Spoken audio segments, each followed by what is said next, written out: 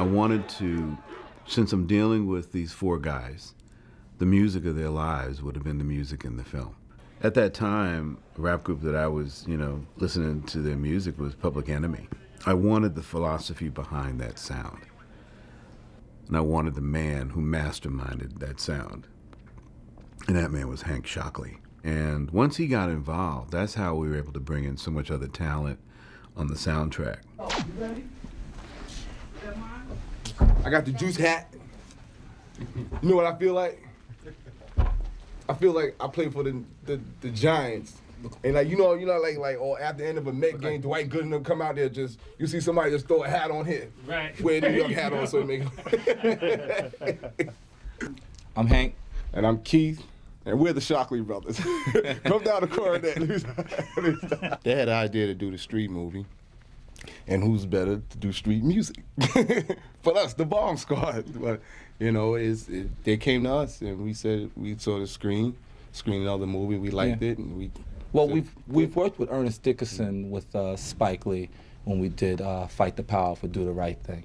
So that was our first, first taste of movie, of doing something in the movie. We also did the Flavor Flav song in House Party as well. And then once Ernest made his movie, and it wasn't for the producers of the movie. I think the producers, Neil, Peter, and David, as gave us the confidence to just say, well, look, you guys can do this, because we didn't think we could do a movie score because we didn't know anything about it.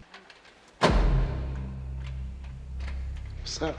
The score was like all we just try to do is basically fit the music to the scene or the mood of the scene. Like, when Q came out, it's, we try to make it sort of eerie, sort of hollow, so it'd be sort of like wind.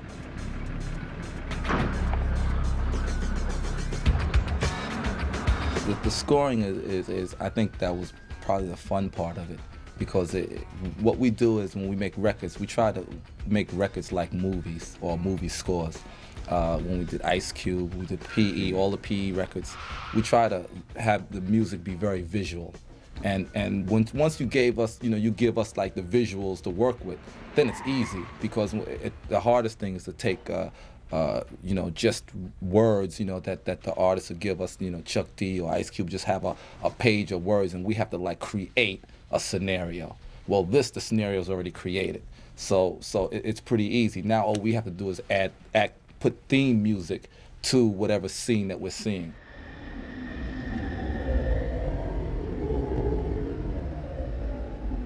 We want to make it like a horror movie in a way. So the scoring is taken behind like a Friday the 13th or a Halloween or Freddy. So we use the score to whenever you saw Bishop, if you notice, there's always this tone or some sort of Bells. Some sort of synth, some sort of deep sharp bass sound, or sometimes there was 808s that we would use that add to like a heartbeat situation to create the desired effect that we wanted to create. We didn't do a typical Hollywood score. We did we termed it a B-boy score. Yeah. It's minimal, but it's very bass heavy. All right, the same elements that they would use inside of records, we used in film to develop the same techniques that we want to get across. For example, if we wanted to get something like tension across, well, we would use 808s, and once you have the 808 kick drums and you have a long decay on it, something that's going like boom, well, you can get a desired effect of like, okay, something's going to happen. Something's up here. The same time we use beats instead of like using music. Most of the scores that you find is done with the musical score, either through keyboards or through live musicians or however they did. No, we did all our stuff. We let the beats tell the mood.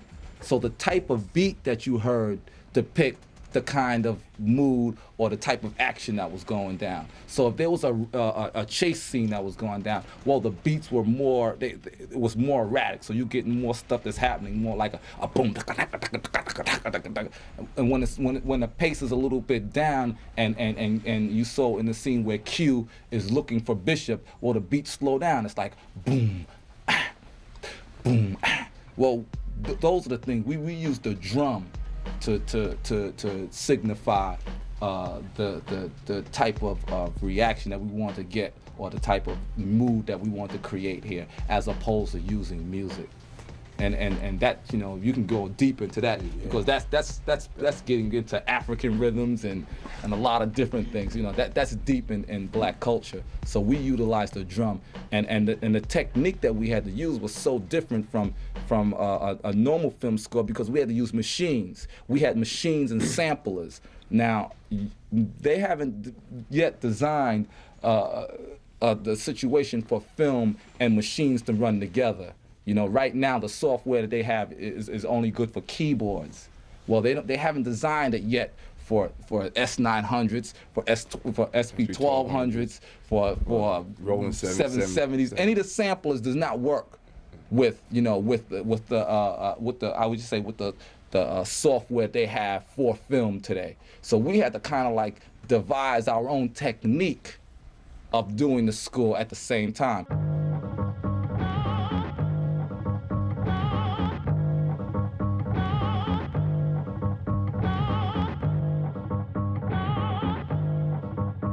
Sip the juice, I got enough to go around, and the thought takes place uptown. Soundtrack consists of 14 artists. There's a lot of people on the soundtrack. Myself, Eric B, and Rakim. Standing on shaky ground, too close to the edge. Let's see if I know the ledge. EPMD. Cypress Hills, I heard them in there for a few seconds.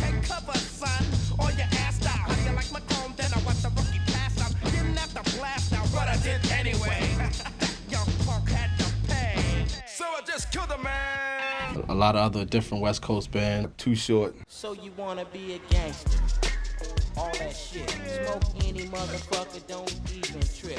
MC Pooh. Murder is a hobby that I had since way. I live the life of a criminal and hustle each day. Naughty by Nature. Hey, you can smoke a spliff with a clip, but there's still no mountain high enough or wide enough to touch the naughty, nappy, nasty nigga, the nasty, trashy, whole happy pappy. That's happy to be nappy. Teddy Riley featuring Tammy Lucas.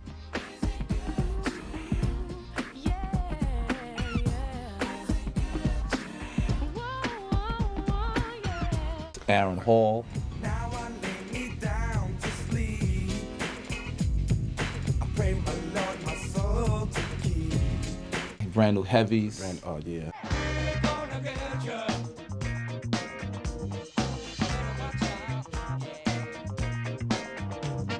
Juvenile Committee. Big Daddy Kane.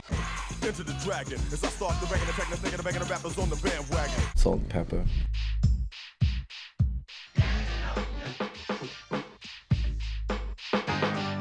Dope soundtrack.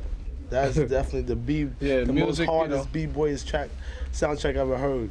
I think the movie's hype for the simple fact that, you know, there's a lot of movies that you go to and either the soundtrack is messed up and the movie's good, or the movie's good and the soundtrack's messed up. You know, the people work real close in to keep the people really coming from the street to see this movie in there, you know. This is the first time they've ever had a soundtrack that had a lot of real live rap groups in there. Not like, you know, when some movies come out and our audience go view, a lot of them leave the movie theaters mad because they feel like they're exploiting rap in the wrong way. They feel like they're exploiting the b-boy scene in the wrong way. When you're really coming from that type of poverty and whatnot, you want it to be presented to whatever audience you want to present it right. Making it work was kind of easy because the movie itself, you know, lends itself to, I mean, it's right in the artist vein. The artist understands that they grew up in the lifestyle. They understand it's centered around them. So all we did was pretty much is just screen the movie, let them see it, and I told them, look, you guys write about anything you want to write about. You don't have to, like, you know, sit there and write something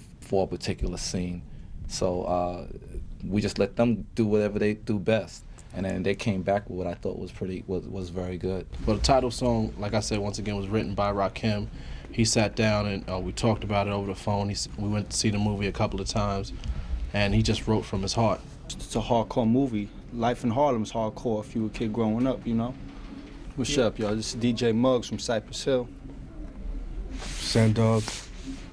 Be real. Facts. Fat. Word up. Word up. We did a song on the soundtrack called Shoot 'Em Up. And the reason we did the soundtrack the song, it flew so good with the movie, and the movie touched us well because us growing up, we had some kind of an experience like that. But one of our own friends killed a couple of our own friends, you know, it was like a family thing.